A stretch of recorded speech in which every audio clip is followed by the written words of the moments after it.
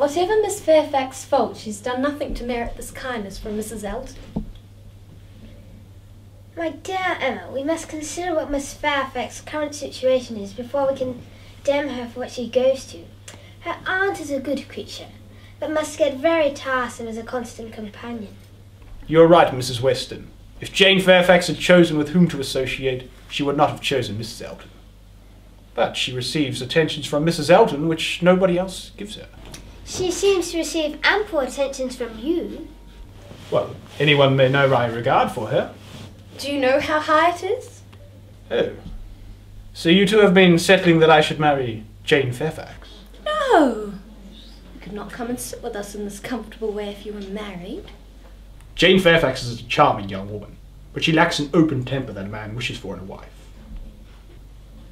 Well, I have admiration for her, but no thought beyond. Not at all. Ah, I see Mr. Weston has come. I'll go and see him. I always say there are no people as nice as those in the Highbury, for we were just 2 steps out of the carriage, may have possibly been less, when Mr. Frank Churchill came bounding, I tell you, to see if he could be of assistance. He is so obliging. Oh, Mr.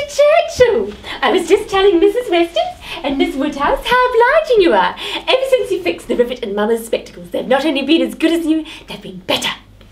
Oh, isn't it just delightful? Just like a fairyland. Lovely, lovely, lovely. How do you like Jane's hair, Miss Woodhouse? She did it herself. Oh, there's Mr. Knightley. I must go thank him for those apples.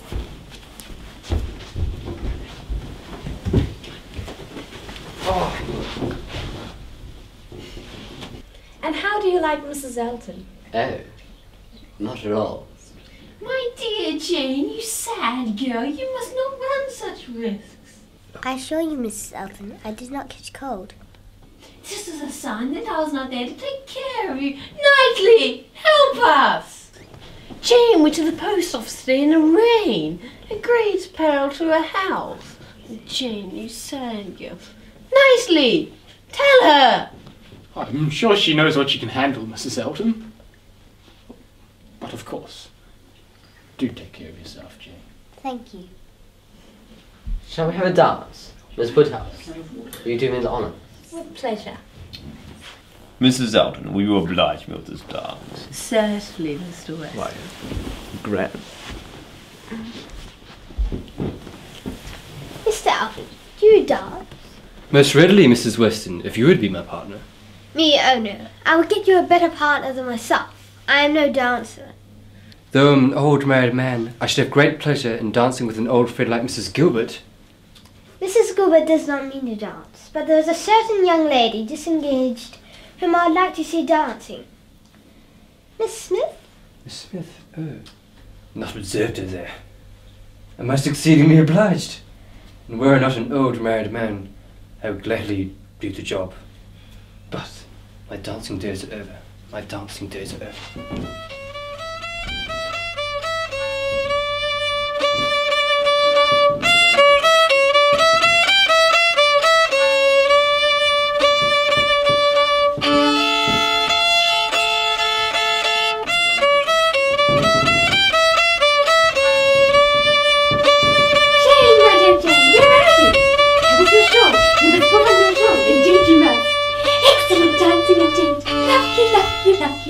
The Eltons are unpardonable. But I must say they aimed at wounding more than just Harriet Smith. They seem to want to snub you too, Emma. Why? Come now and confess, old friend. You did want him to marry Harriet, didn't you? I did, and they cannot forgive me. There was a littleness about Mr. Elton that you discovered, and I did not. Well, in return for your acknowledging so, I will say this, that you chose for him better than he chose for himself.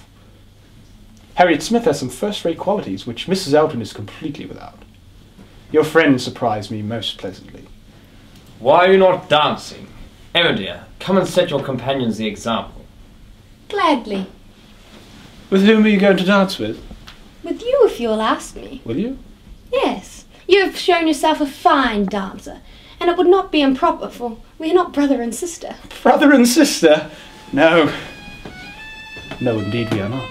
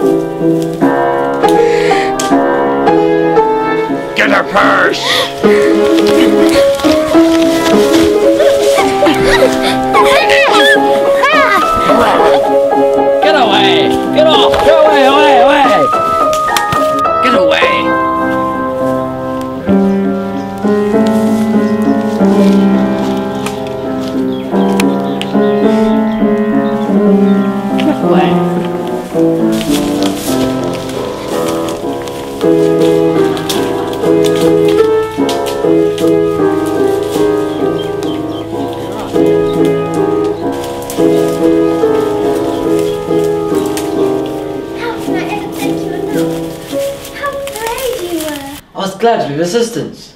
How very fortunate that you were passing by. For that path is not often travelled.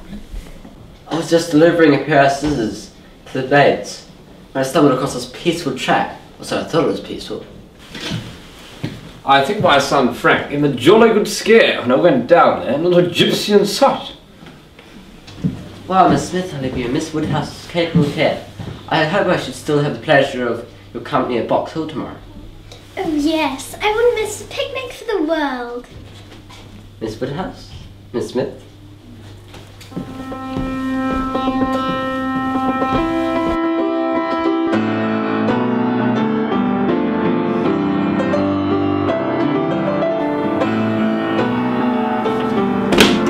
I've decided to be like you, Miss Woodhouse. I shall never marry. Never marry? Harriet, this is a new resolution. And one that I'm not likely to change. I hope this is not because of Mr. Elton. Mr. Elton? Oh no. So superior to Mr. Elton. Harriet, I will not affect to be in doubt of your meaning. Your resolution never to marry results from an idea that the person whom you might prefer would be greatly your superior in situation to even think of you. Oh, Miss Woodhouse, I have not the presumption to suppose, but it is a pleasure to me to admire, I'm not at all surprised, Harriet. The service he rendered you was enough to warm your heart. Service? Oh, yes. When I saw him coming, his noble look, such change from misery to perfect happiness. But be observant of him, Harriet. Let his behaviour be your guide to your sensations. He is your superior, no doubt, but more wonderful things have taken place. There have been greater matches of disparity. But be assured that raising your thoughts to him is a mark of your good taste.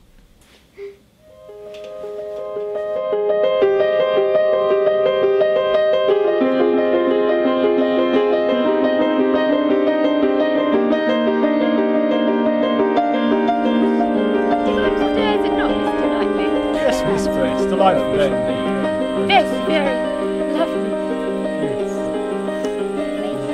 There was strong persuasion this morning that I ought to travel. I'm tired of doing nothing. I'm serious. Whatever you're penetrating my eyes, my fancy. I'm sick of England and would leave tomorrow if I could. You are sick of indulgence and prosperity. Can you not invent a few hardships for yourself and be content to stay? I don't look upon myself as neither prosperous or indulged. I'm thwarted in everything material. You are not so miserable, though, as when you first came. That is because I am under your command. My command.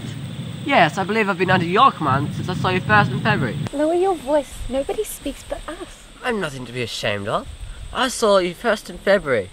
Let everyone on the hill hear it. I saw Miss Emma Woodhouse first in February. Our companions are excessively stupid. What should we do to rouse them? Any nonsense will serve. They shall talk. Ladies and gentlemen, I'm ordered by Miss Woodhouse to say that she desires to know what you're all thinking. Is Miss Woodhouse sure she wants to know what we're all thinking? No, that's the last thing I could stand the brunt of just now. It is the sort of thing would not have thought myself privileged to inquire. The young lady's married woman. Very true, my love. Quite unheard of. But some ladies will say anything. Better pass it off as a joke. It will not do. I will attack with more address. Ladies and gentlemen, I'm ordered by Miss Woodhouse to say that she requires something entertaining from each of you. Either one thing very clever, two things moderately clever, or three things very dull indeed, and to engage us to laugh heartily at them all. Oh, I need not be uneasy. 3 things very dull. I shall be sure to say 3 very dull things as soon as I open my mouth. Shan't I? Do you not all think I shall? But there could be a difficulty, dear. I doubt that. You shall be limited as to number. Only 3 at once.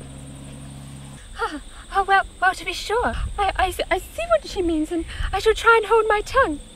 She must find me very disagreeable, otherwise she would not have said such a thing to an old friend. Just 3, yes. I am making a conundrum. What 2 letters of the alphabet spell perfection? You will never guess. I will tell you. M and A. Emma, do you understand? This is the sort of clever thing that was expected. Mr. Weston has done well, but I do not believe perfection should have come quite so soon. Miss Bates, will you do the honour of accompanying me whilst I pick some strawberries? Oh, Mr. Knightley, that is so kind. I do not pretend to be a wit, though I have a great deal of vivacity in my own kind of way. I'm not at all fond of this sort of thing. Yes, indeed. Please excuse us, Mr. Churchill. I have nothing to say that could please Miss Woodhouse or any young woman. I'm an old married man, quite good for nothing. Shall we walk, Augusta?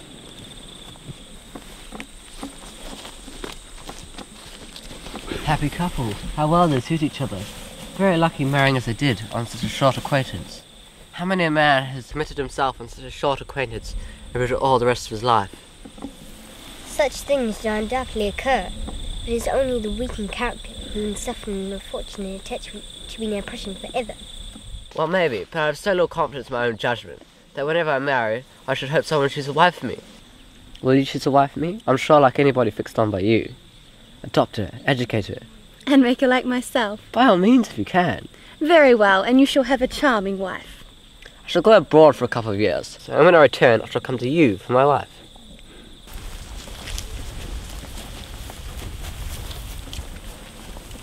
Emma, how could you be so unfeeling towards Miss Bates? How could you be so insolent to a woman of her age and situation? I thought it not possible. Nay, how could I help saying what I did? It was not so very bad, and I dare say she did not understand me. I assure you she felt your full meaning. I wish you could have heard her in honouring your forbearance, in being able to pay her such attention she is constantly receiving from you and your father, when her society is so irksome. I know there is not a better creature in the world, but you must allow that blended along with the good there is an equal amount of ridiculous in her. Were she equal in situation, I would not quarrel on any liberties of manner. But she is poor, ever more so than when she was born, and if she lived to be an old age, she will sink lower still. Her situation in every way should secure your compassion. Badly done, Emma. Badly done indeed. She has seen you grow through a period of time when her notice of you was an honour, to this, laughing at her, humbling her, in front of her friends, many of whom will be guided by your treatment of her. It is not pleasant for me to say these things, but I must, while I still can, proving myself your truest friend by the most faithful counsel, trusting that my faith in you will do better justice than you do it now.